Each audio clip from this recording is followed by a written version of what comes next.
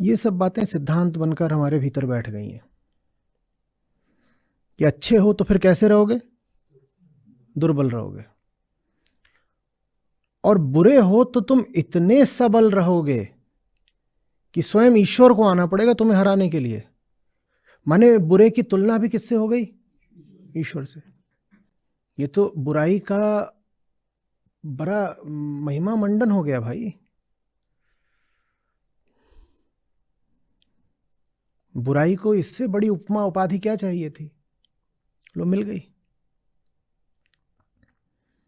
और अच्छाई को बना दिया बेचारा। अंग्रेजी में कहते हैं गुड मैन फिनिश लास्ट।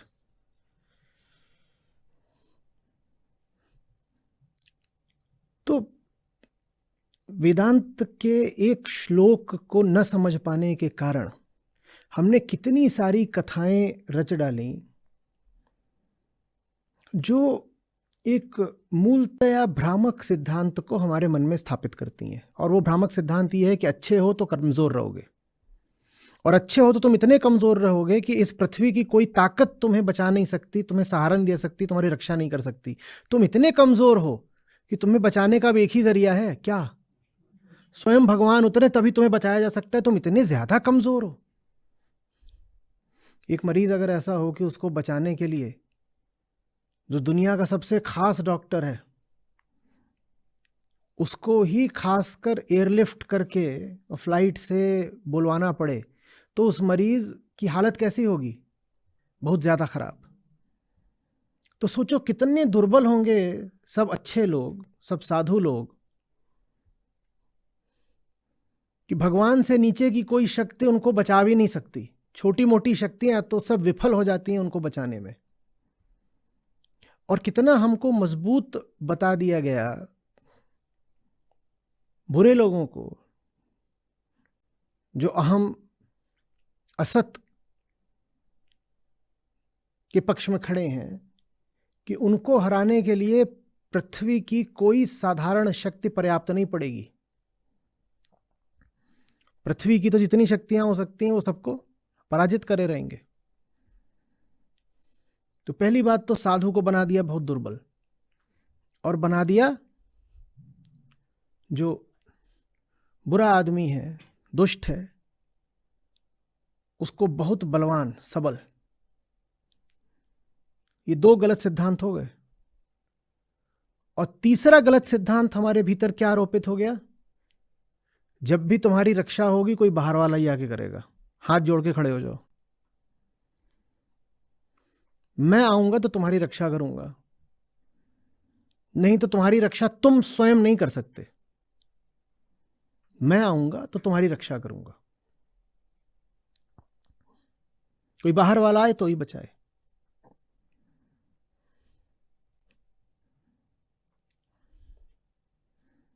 और हर सनातनी के भीतर यही बात फिर बैठ गई, क्योंकि इसी बात को बार बार दोहराया गया है हमारी सब लोक कथाओं में, पौराणिक कथाओं में, हमारी जनसंस्कृति में। ये बात अब बार बार इतनी बार आती है कि हमने हाथ जोड़कर खड़े हो जाने को ही अपनी संस्कृति बना लिया है, अपनी आदत बना लिया है। वो चीज हमारी रगों में बहने लगी है। बुराई बहुत बढ़ रही है।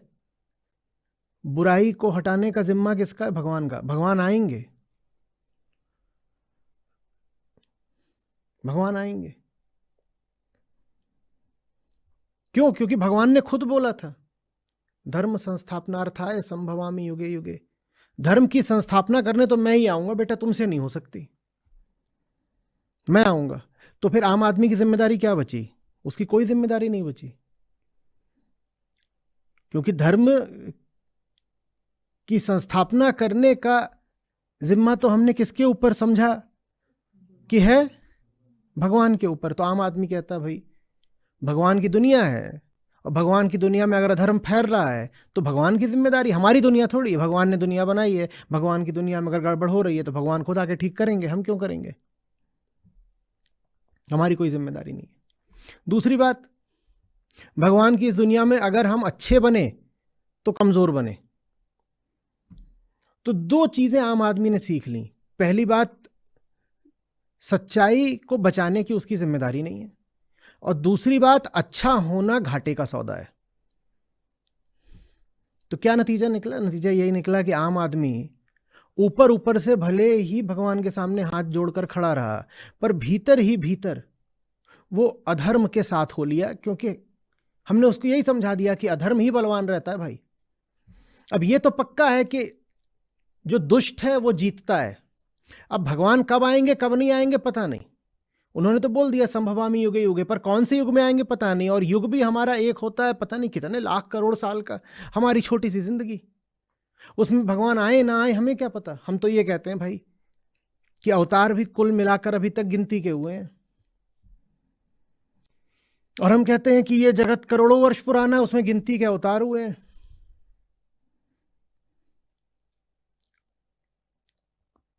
त्रेता में हो गए, द्वापर में हो गए, अब हमारे कलयुग में आएंगे कि नहीं आएंगे हमें क्या पता। और आएंगे भी कलयुग में, तो कलयुग तो बहुत बड़ा है और हमारी जिंदगी है छोटी सी। तो ले दे के बात यह है कि भगवान हमें बचाने आएंगे कि नहीं आएंगे इसका कोई भरोसा नहीं। तो अच्छे आदमी बनोगे तो बचोगे, या नहीं बचोगे इसका कोई भरोसा नहीं। क्योंकि अच्छे आदमी हो तो कमजोर हो, और कमजोर हो तो तुम तभी बच सकते हो जब तुम्हें कौन बचाए? भगवान बचाए। और भगवान तो पता नहीं कब आएंगे, अगर आएंगे भी तो कलयुग बहुत बड़ा है, कलयुग में भी आपके जीवन काल में आएंगे कि नहीं आएंगे इसका कोई भरोसा नहीं। ये आम आदमी ने निष्कर्ष निकाला, मैं वो बता रहा हूं, ये मैं कोई अपना सिद्धांत नहीं बता रहा हूं, मैं आम आदमी का मनोविज्ञान समझा रहा हूं, आम आदमी का मनोविज्ञान समझा रहा हूं। तो आम आदमी ने कहा हाँ भगवान अच्छे हैं, बहुत अच्छे हैं, और भगवान आते हैं अच्छे लोगों की मदद के लिए, पर पता नहीं कब आते हैं, और मौज तो बुरे लोग ही लूट कर जाते हैं। तो आम आदमी ने तय किया कि वो पाखंडी हो जाएगा, वो भीतर ही भीतर बुरा रहेगा और ऊपर ऊपर कहेगा भगवान दुनिया में अधर्म बहुत बढ़ गया है, आओ रक्षा करो। ये होता है जब वेदांत की कुंजी हमारे हाथ में नहीं होती, जब हम समझते नहीं हैं कि वेदांत कहना क्या चाहता है। तब चाहे उपनिषद हो चाहे गीता हो, हम सबके श्लोकों का अपनी ही द्वैतात्मक बुद्धि के अनुसार बहुत ही विकृत अर्थ कर लेते हैं। अपने ही देह भाव को हम सत्य के ऊपर भी आरोपित कर देते हैं। देह भाव कैसे? कि भाई हम तो जब भी दुनिया में आते हैं देह बन के ही आते हैं। हम कब कहते हैं कि हमारे घर में अब कोई नया आया है? जब कोई नई देह आती है। तो आने का तो हमारी भाषा में एक ही अर्थ होता है कि कोई देह आ गई। तो अगर भगवान कह रहे हैं कि भगवान आएंगे तो इसका भी अर्थ यही होगा कि एक देह आएगी। ये हमारी साधारण बुद्धि है। तो हम सोचते हैं किसी घर में भगवान पैदा होंगे, किसी खास घर में, किसी खास जगह पर, किसी खास मुहूर्त में भगवान पैदा होंगे, क्योंकि भगवान ने कहा आएंगे, और आने का मतलब तो एक ही होता है, देह का पैदा होना। और ये अर्थ हमने क्यों लगा रखा है? क्योंकि हम स्वयं देह बनकर बैठे हुए हैं।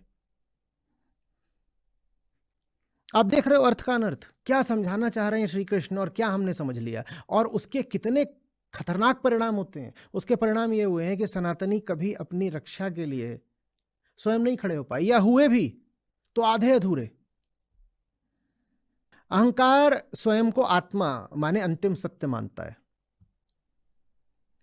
अहंकार कहता है मेरे सामने जो भी होगा मुझसे छोटा ही होगा, क्योंकि अंतिम सत्य तो मैं हूं ना। जब आखिरी मैं हूं तो परम मैं हूं, तो मुझसे बड़ा कौन हो सकता है? तो मेरे सामने चाहे उपनिषद आए चाहे गीता आए, सबको मुझसे झुकना पड़ेगा। जो मैंने पहले से आग्रह बना रखे हैं, जो मेरी पहले की मान्यता है, उसके अनुसार मैं हर बात का अर्थ करूंगा। मेरी मान्यता नहीं टूटनी चाहिए, मेरा मत नहीं खंडित होना चाहिए। जो मुझे लगता है वही ठीक है। अब मैं अपने आप को देह मानता हूं तो मैं ये मानूंगा कि भगवान भी देह ही होते हैं। अब ये अलग बात है कि गीता बार बार ये समझा रही है कि तुम देह नहीं हो, और क्या विसंगति है कि गीता हमको समझा रही है तुम देह नहीं हो, और हमने गीताकार को ही देहधारी बना दिया। कृष्ण अर्जुन को कह रहे हैं अर्जुन अपने आप को देह मानना छोड़ो,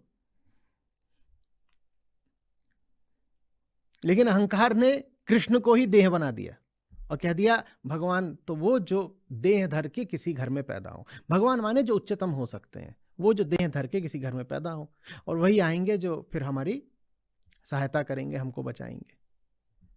अब सुनिए असली बात। 2 कौड़ी कहा हुआ वो साधु जिसको रक्षा की जरूरत हो। फिर तुम्हारी साधुता किस काम की कि तुमको रक्षा की जरूरत पड़ रही है? किसी साधु को रक्षा की जरूरत नहीं होती। साधु वो जिसके पास ऐसा अब कुछ बचा ही नहीं जिसको दुनिया, समाज, संयोग, काल छीन सके, वो होता है साधु। जो अभी ऐसा कुछ पकड़े बैठा है जिसका दुष्ट व्यक्ति नाश या हरण कर सकता है, तो ऐसा व्यक्ति गृहस्थ है, साधु तो नहीं है। किसी साधु को रक्षा की जरूरत नहीं होती है। जिसको रक्षा की जरूरत होती है वो आम संसारी, अहंकारी, उसको चाहिए होती है रक्षा। रक्षा के लिए आकुल कौन रहता है? अहंकार, क्योंकि असुरक्षित है वो, क्योंकि झूठा है वो, मिथ्या है वो। जो मिथ्या होता है वो हमेशा डरा होता है, कहीं मिट ना जाऊं। साधु क्या मिटेगा? साधु के भीतर तो जो मिटने वाली चीज थी साधु ने स्वयं मिटा दी बहुत पहले। साधु को कौन मिटाएगा? साधु क्यों डरेगा? साधु के पास अब ऐसा है क्या कि उसकी रक्षा की जाए? हम सोचते हैं साधु माने वो जो दीनहीन दुर्बल है, सड़क पे घूम रहा है, उस बेचारे को कोई भी आके चांटा मार गया तो उसको रक्षा की जरूरत होती है। आप गलत समझ रहे हो।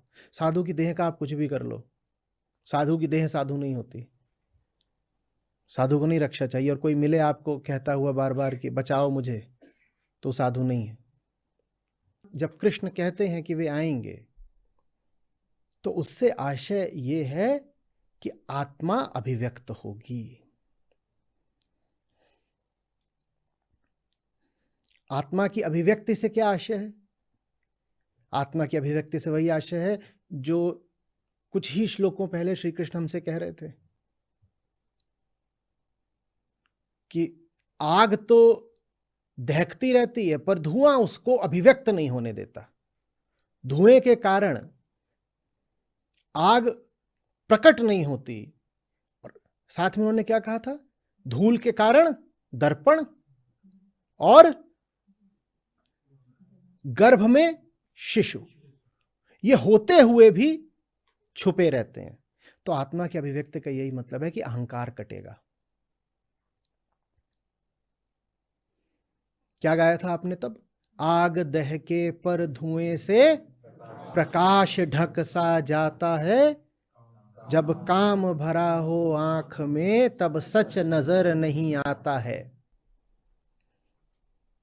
आप कहोगे मैं हूं, मैं आया हूं, धर्म संस्थापनार्थाय, धर्म की संस्थापना मैं करूंगा। और अगर आप नहीं करोगे तो कोई नहीं कर सकता। भूल जाइए ये बात कि कहीं और कोई पैदा होगा सुदूर किसी जगह पर, विशेष किसी घड़ी में, और वो आकर के धर्म की रक्षा करेगा। धर्म की रक्षा या तो आप करोगे, नहीं तो कोई नहीं करेगा।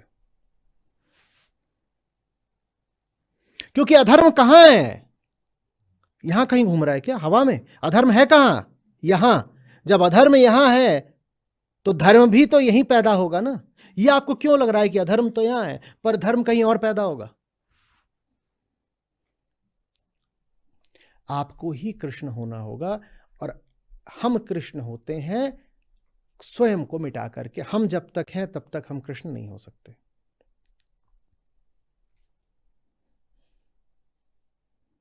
अब आप समझ रहे होंगे क्यों कृष्ण ने कहा है कि ऐसा कोई काल नहीं कृष्ण जब होते नहीं। हे अर्जुन, कोई ऐसा समय नहीं, कोई ऐसी जगह नहीं जब तुम नहीं और मैं नहीं, बस तुम्हें याद नहीं और मुझे सब याद है। तो प्रतीक्षा छोड़ दीजिए कि कृष्ण कब आएंगे। लोग लगे हुए हैं पूछने में कि अगला अवतार कब आएगा।